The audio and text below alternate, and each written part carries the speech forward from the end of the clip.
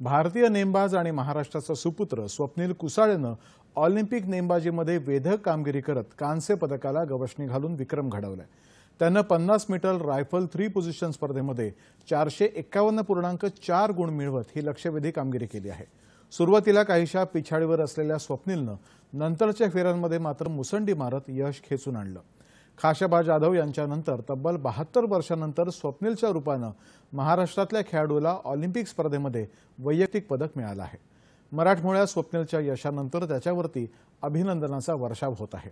राष्ट्रपती द्रौपदी मुर्मू यांनी स्वप्नीलचं अभिनंदन केलं आहे। स्वप्नील 50 मीटर रायफल 3 पोझिशन स्पर्धेत पदक मिळवणारा पहिला भारतीय ठरलाय। भारतानं पहिल्यांदाच ऑलिम्पिकमध्ये नेमबाजीमध्ये 3 पदकं मिळवली आहेत। नेमबाजीच्या संपूर्ण चमूनं भारताचा गौरव वाढवला आहे असे गौरवोद्गार त्यांनी काढले। पुढील स्पर्धेसाठी सर्व खेळाडूंना त्यांनी शुभेच्छाही दिल्या आहेत। तसंच भविष्यामध्ये स्वप्नील कुसाळेला आणखी नावलौकिक मिळावा अशी इच्छाही राष्ट्रपतींनी व्यक्त केली आहे। पंतप्रधान नरेंद्र मोदी यांनी दूरध्वनीवरून संवाद साधत आज स्वप्नीलचं अभिनंदन केलं। समाज माध्यमांवरही त्यांनी शुभेच्छा दिल्या। स्वप्नीलची दुर्दम्य इच्छाशक्ती आणि विलक्षण कौशल्यामुळे ही कामगिरी विशेष आहे आणि या गटामध्ये पदक मिळवणारा तो पहिलाच भारतीय खेळाडू आहे असं पंतप्रधानांनी आपल्या संदेशात म्हटलं आहे। केंद्रीय गृहमंत्री अमित शहा यांनीही स्वप्नीलचं कौतुक केलंय। या विजयातून क्रीडा क्षेत्रामध्ये खेळाडूंना नवीन आव्हानांना तोंड देण्यासाठी प्रेरणा मिळेल असं उदाहरण त्यांनी उभं केलंय असे गौरवोद्गार त्यांनी काढले। जिंकत रहा आणि देशाचा गौरव वाढवत रहा अशा शुभेच्छा त्यांनी आपल्या संदेशात दिल्या आहेत। केंद्रीय क्रीडा मंत्री मनसुख मांडविया यांनीही स्वप्नीलचं अभिनंदन करत हे यश भारतीयांसाठी अभिमानास्पद असल्याचं म्हटलं आहे। मुख्यमंत्री एकनाथ शिंदे यांनीही स्वप्नीलच्या यशाचं कौतुक केलंय। त्यांनी राज्य सरकारच्या वतीनं स्वप्नीलला 1 कोटी रुपयांचं बक्षीस जाहीर केलंय।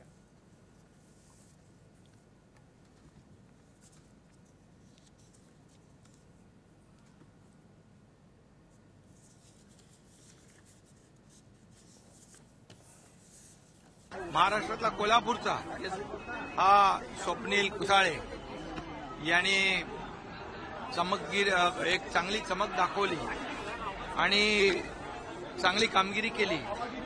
त्याबद्दल मी पुन्हा एकदा मनापासून त्याचं खूप खूप कौतुक करतो, अभिनंदन करतो आणि महाराष्ट्र सरकारच्या वतीने जे जे काही सहकार्य लागेल ते नक्की सहकार्य केलं जाईल। उपमुख्यमंत्री देवेंद्र फडणवीस यांनीही महाराष्ट्राच्या जनतेतर्फे स्वप्नीलचं अभिनंदन केलंय। उपमुख्यमंत्री अजित पवार यांनीही स्वप्नीलचं अभिनंदन केलंय। त्याच्या जिद्द, चिकाटी आणि परिश्रमाला सलाम असं त्यांनी आपल्या संदेशात म्हटलं आहे। कोल्हापुरामध्ये स्वप्नीलच्या गावी या विजयानंतर जल्लोष करण्यात आला।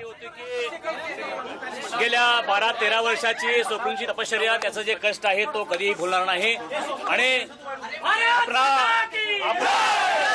आपला तिरंगा झेंडा तो कधीही खाली पडू देणार नव्हता याची मला खात्री होती। भले तो तिसरा आला तरी चालेल, पण त्यानं तिरंगा ध्वज आपला फडकत ठेवलेला आहे याचा मला अभिमान वाटतो।